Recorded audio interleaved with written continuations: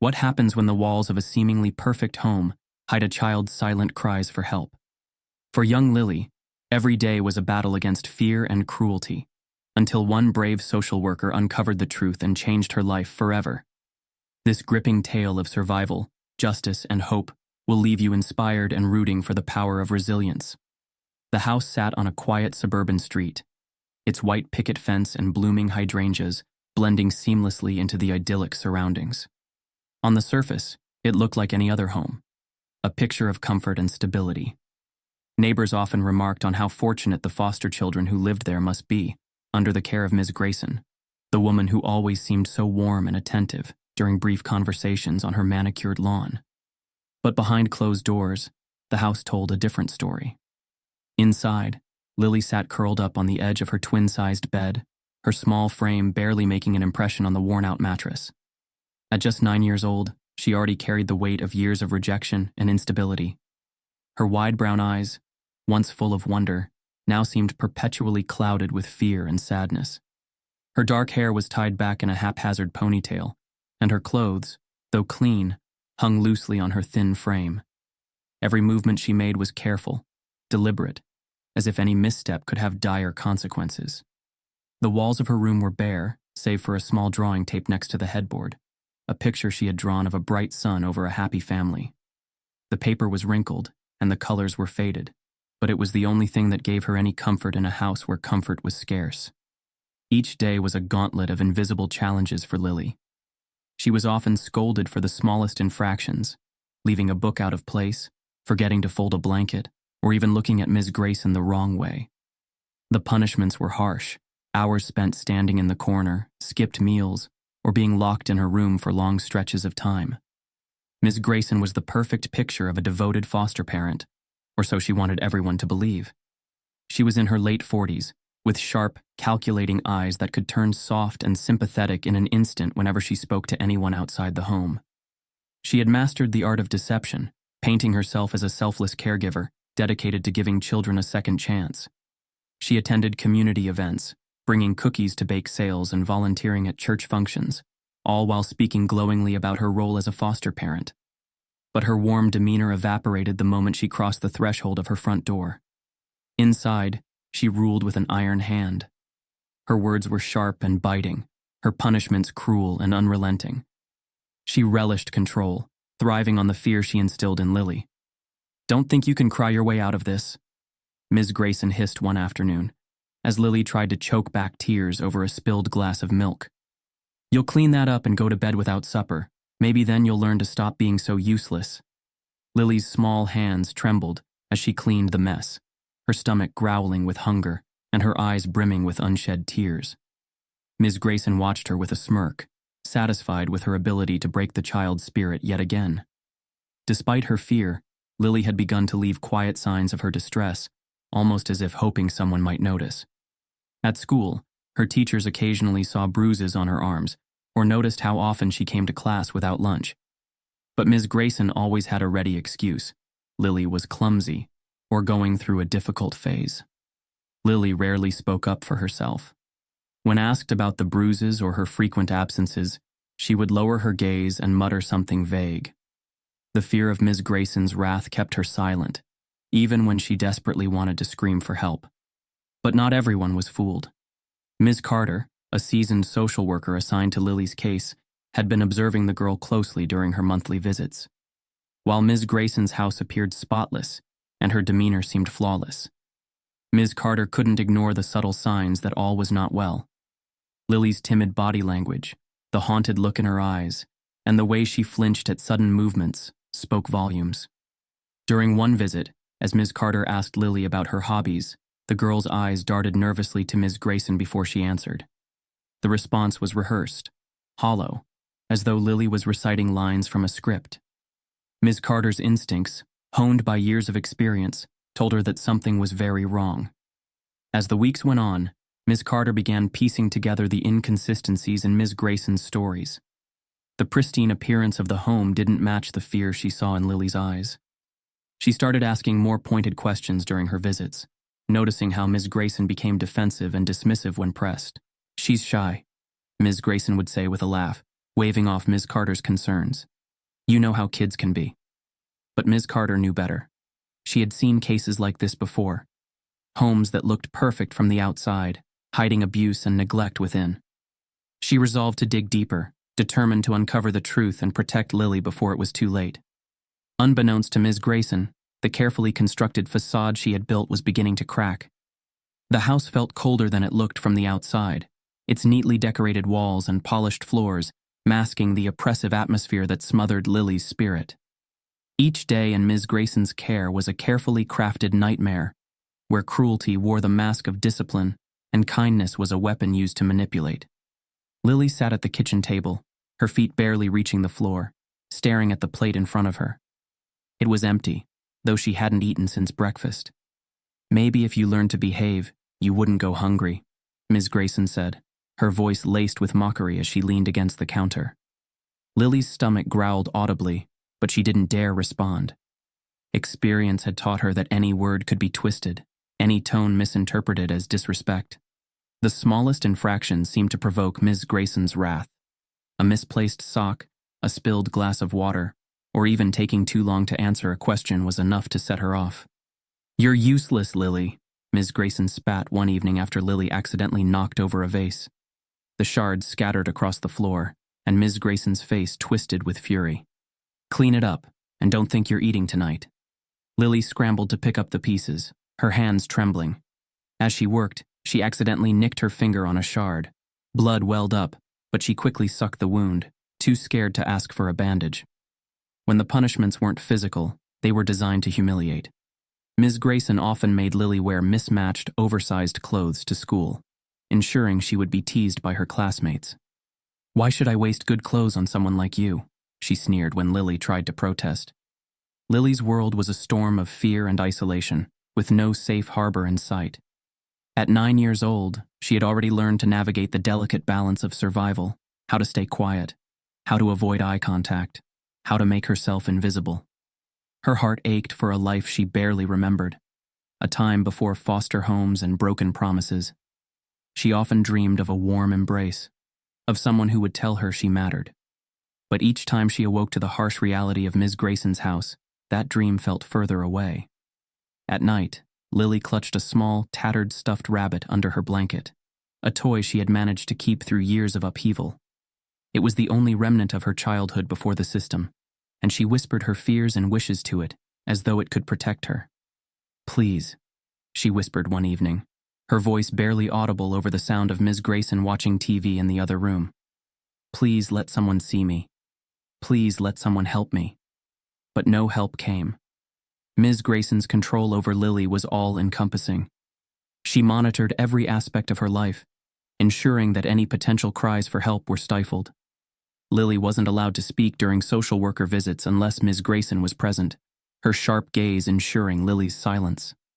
"Remember, Lily," Ms. Grayson said one day before a visit, her tone deceptively sweet. "If you tell anyone lies about me, you'll regret it. Do you want me to send you somewhere worse?" The threat lingered long after the social worker left. At school, Lily began leaving small clues of her suffering, hoping someone might notice. She flinched when classmates raised their hands too quickly, and her bruised arms were hard to ignore during gym class. "Lily, are you okay?" her teacher asked one afternoon, her voice filled with concern. Lily hesitated, her gaze flickering to the floor. She wanted to say yes, to cry out for help, but Ms. Grayson's threats echoed in her mind. "I'm fine," she mumbled, her voice barely audible. The teacher sighed but didn't press further. One rainy afternoon, Lily mustered the courage to write a note. Using a scrap of notebook paper, she scribbled a simple plea. "Help me." She slipped it into her backpack, intending to give it to her teacher the next day. But that evening, Ms. Grayson found the note while rifling through Lily's things. "What's this?" Ms. Grayson demanded, waving the crumpled paper in front of Lily's face. Lily's heart raced. I didn't mean... Do you think anyone cares about your little sob story?" Ms. Grayson's voice was venomous. "No one's going to believe you over me. You're just a pathetic little girl no one wanted." Tears streamed down Lily's cheeks as Ms. Grayson ripped the note to shreds and threw it in the trash. After that, Ms. Grayson tightened her grip even further. Lily was forbidden from bringing her backpack to school, forced to keep her belongings in a clear plastic bag so nothing could be hidden. The isolation became suffocating. Even when surrounded by classmates, Lily felt invisible, her cries for help unheard. But Ms. Carter, the social worker, was growing suspicious. During her visits, she began noticing the subtle signs: Lily's flinches, her evasive answers, the fear in her eyes. Ms. Carter's resolve hardened. She knew she couldn't rely on Lily to speak up, not while Ms. Grayson loomed over her. She would have to dig deeper to find the evidence that would free Lily from the cage she had been trapped in for far too long. The air outside Ms. Grayson's home was crisp and cool as Ms. Carter stepped out of her car, clipboard in hand.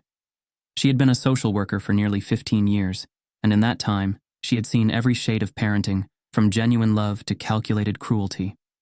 As she approached the front door, her gut stirred, a subtle unease that came from years of experience. When Ms. Grayson opened the door, she was all smiles. "Ms. Carter, so good to see you," she chirped, her voice syrupy and welcoming. She stepped aside, motioning for the social worker to come in. "Lily, come say hello."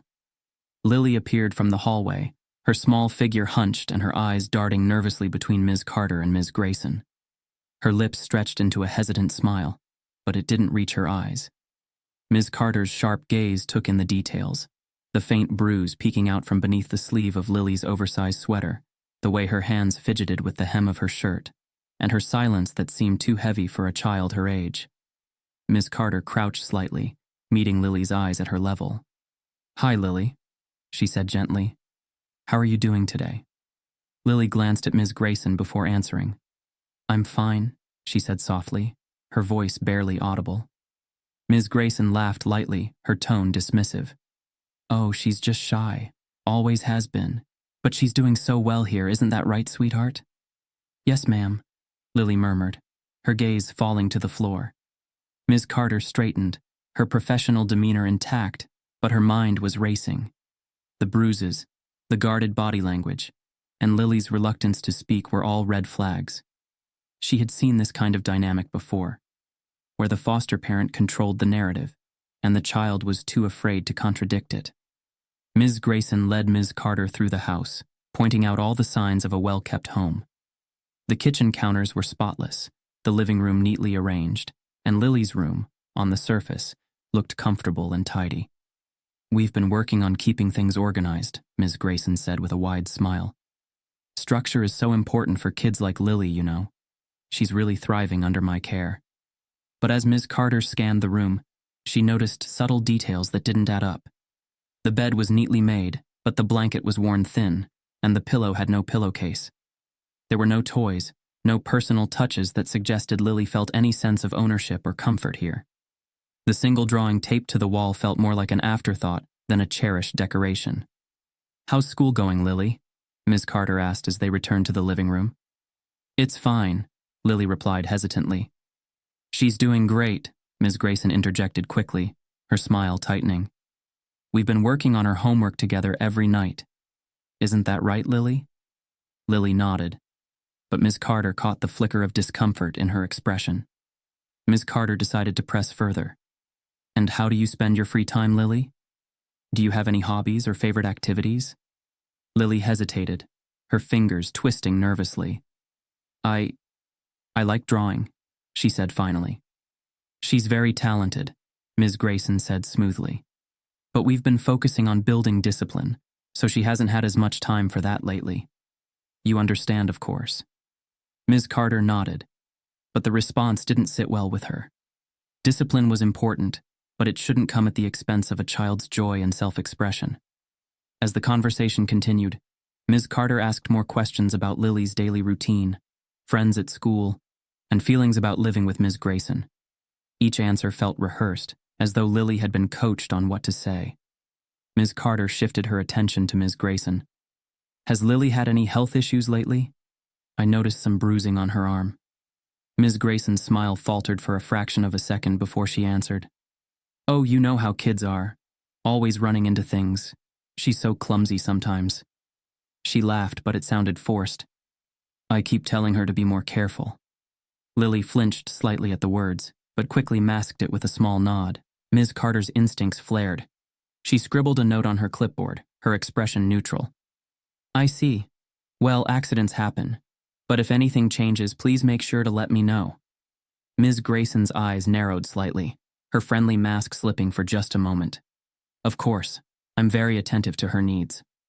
As Ms. Carter prepared to leave, she glanced at Lily one last time. The girl stood near the doorway, her hands clasped tightly in front of her. When Ms. Grayson turned to retrieve her coat, Lily's eyes flicked to Ms. Carter, wide and pleading. It was only a second, but it spoke volumes. Ms. Carter gave her a reassuring smile. I'll be back soon, Lily, she said gently. Back in her car, Ms. Carter reviewed her notes, her stomach churning. She had no concrete proof of abuse, but her intuition told her that Lily was in danger. The house was too perfect, Ms. Grayson's demeanor too polished, and Lily's silence too heavy. I'll figure this out, Ms. Carter murmured to herself. I won't let her slip through the cracks. As she drove away, she resolved to dig deeper into Ms. Grayson's background and keep a closer watch on Lily. Something wasn't right, and Ms. Carter was determined to uncover the truth before it was too late. The morning began like any other for Lily, but her fragile sense of routine was shattered by an incident that would forever mark her life. It started with a single, seemingly minor mistake. A small glass of orange juice spilled on the kitchen counter. Ms. Grayson's sharp intake of breath froze Lily in place. You ungrateful little brat. Ms. Grayson's voice cracked through the air like a whip. Her face contorted with fury as she slammed the dishcloth onto the counter. How many times do I have to tell you to be careful? Lily tried to stammer an apology, her small hands trembling as she reached for a towel. I'm sorry. Sorry doesn't clean this up, Ms. Grayson screamed, grabbing Lily's arm with enough force to make the girl wince. Lily flinched as she was dragged to the corner of the room, her tiny body trembling under Ms. Grayson's shadow. You'll stay there until you learn to stop being so useless, Ms. Grayson hissed, her nails digging into Lily's wrist before letting her go. Lily nodded quickly, tears streaming silently down her cheeks. She clutched her arm, now marked with red blotches from Ms. Grayson's grip, and stood motionless, staring at the wall. The punishment didn't end there. For hours, Lily remained standing in the corner, her legs aching and her stomach growling. When she dared to ask for water, Ms. Grayson sneered. Thirsty? Maybe you should have thought about that before ruining everything.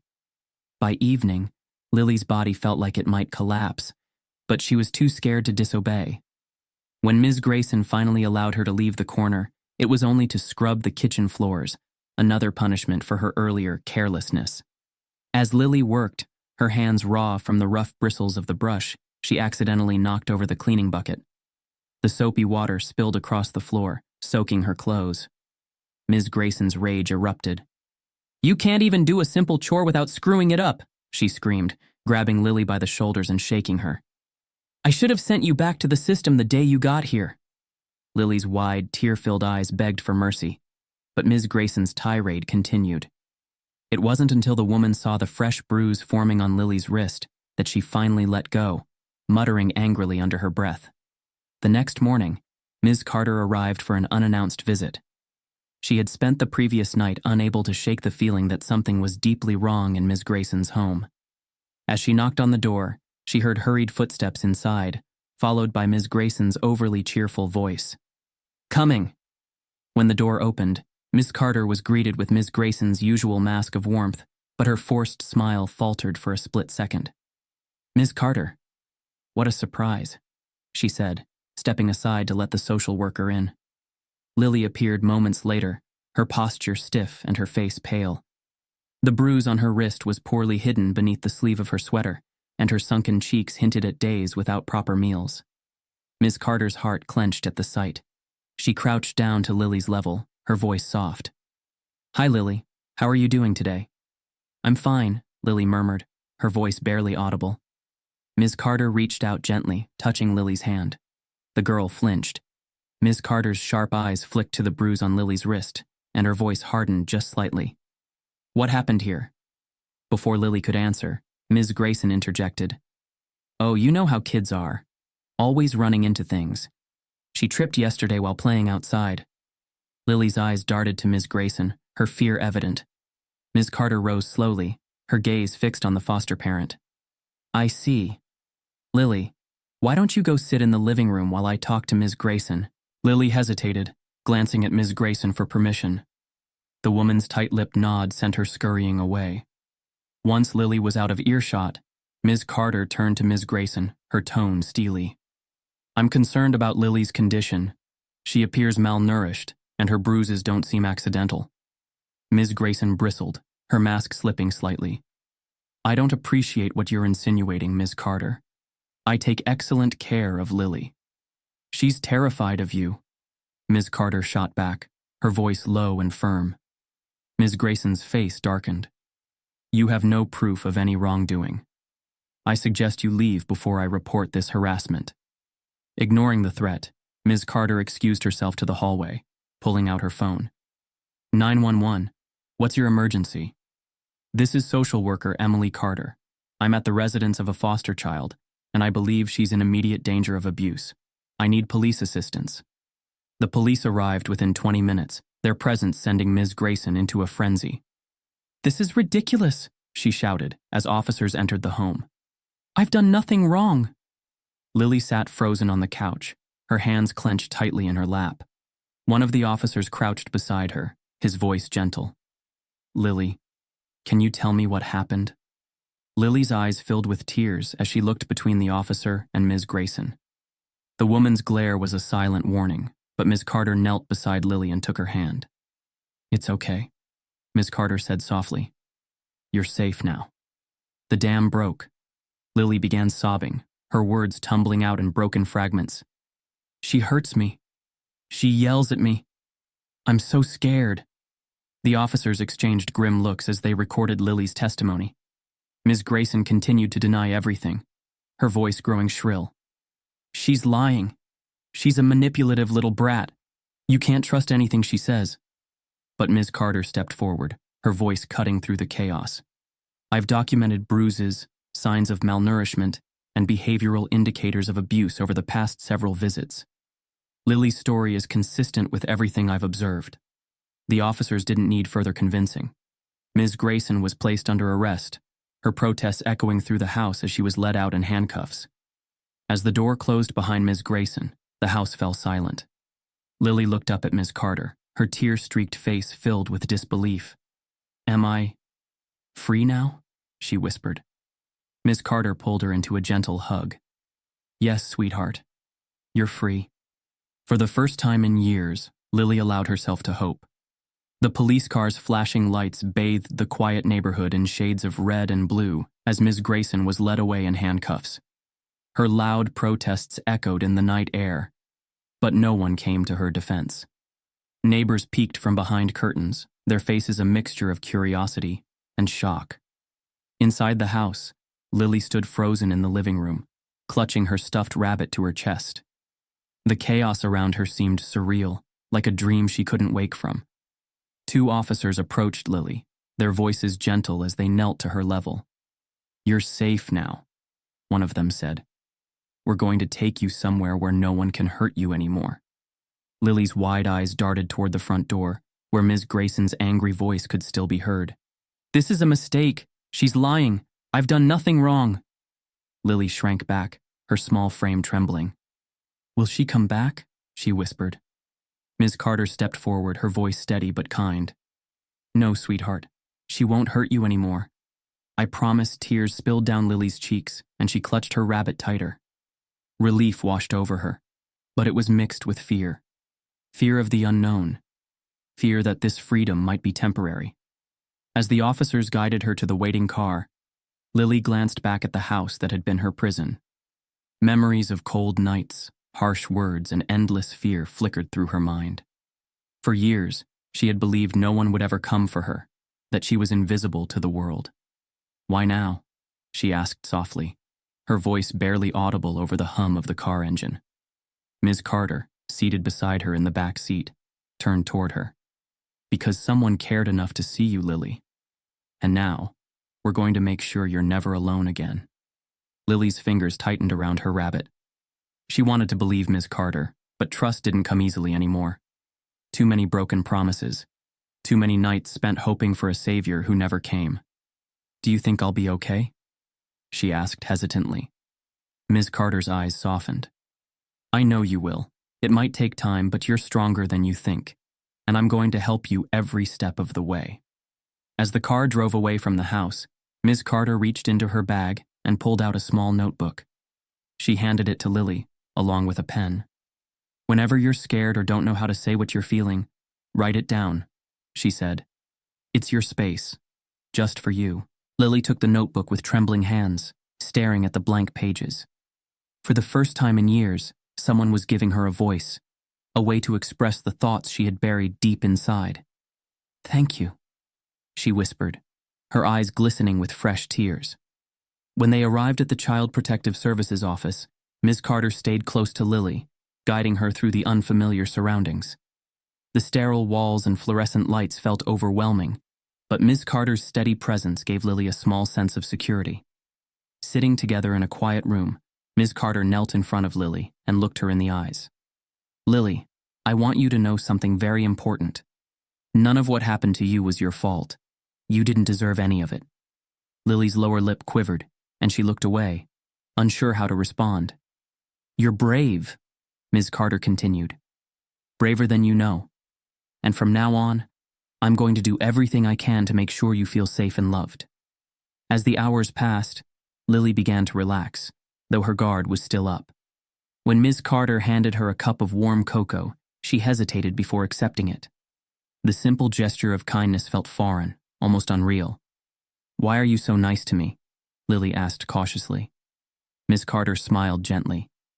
Because you deserve it, and because someone once helped me when I needed it most. Now, it's my turn to help you.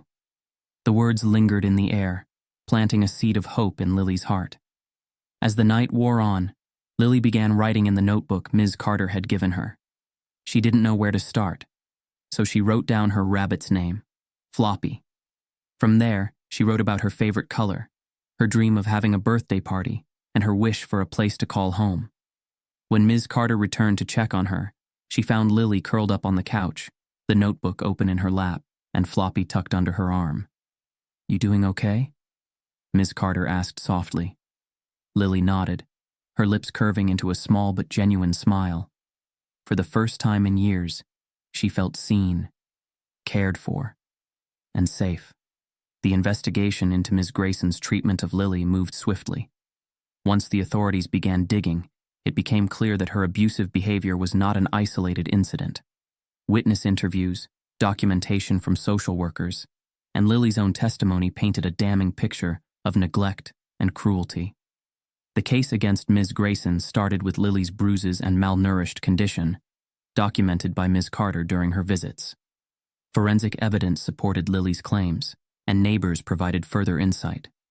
One neighbor, who had once overheard shouting through the thin walls of their shared fence, admitted they had ignored it, assuming Ms. Grayson was simply disciplining her foster child. The investigation unearthed a disturbing pattern. Records revealed that multiple children had been placed in Ms. Grayson's care over the years, each leaving after only a short stay. The agency responsible for monitoring foster placements had previously overlooked red flags, but now, faced with undeniable evidence, they provided full cooperation. Lily's testimony, though heartbreaking, became the linchpin of the case. With Ms. Carter's support, Lily bravely recounted the punishments, the starvation, and the constant fear she lived under. Her voice trembled, but she spoke clearly, determined to ensure no other child would endure what she had. When the trial began, Ms. Grayson maintained her innocence. In the courtroom, she appeared composed, her polished demeanor a stark contrast to the accusations leveled against her. She portrayed herself as a victim, claiming Lily was a troubled child who fabricated stories for attention. But her act quickly unraveled. Prosecutors presented Lily's testimony alongside photos of her injuries and reports detailing the neglect. Eyewitness accounts from Ms. Carter and the police further dismantled Ms. Grayson's claims. The final blow came when a former foster child of Ms. Grayson stepped forward, describing nearly identical experiences of emotional and physical abuse. As the evidence mounted, Ms. Grayson's composure began to crack. Her responses grew defensive, and her once convincing mask of innocence slipped. revealing the manipulative and controlling person she truly was. The jury deliberated for only a few hours before returning a guilty verdict. Ms. Grayson was convicted of child abuse, neglect, and endangering the welfare of a minor. The judge's sentencing remarks were firm. You violated the trust placed in you to protect vulnerable children.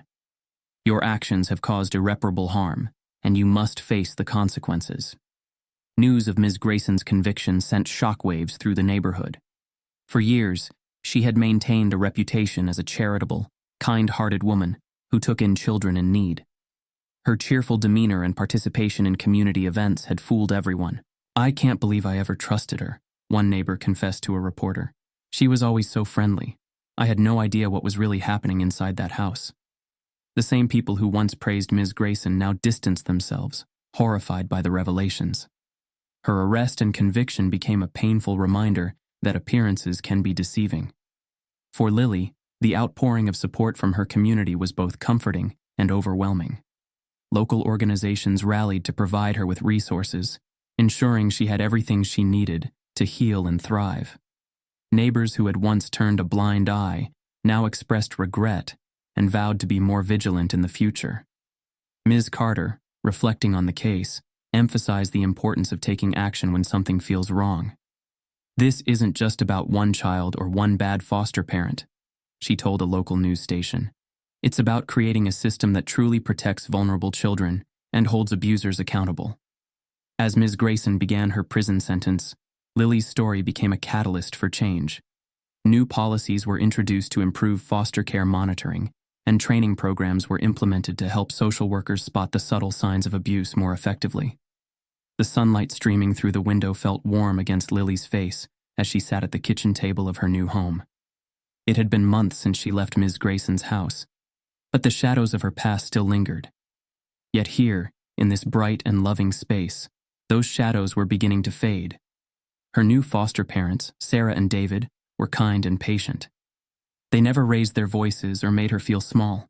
Instead, they encouraged her to share her thoughts, no matter how jumbled or hesitant they might be.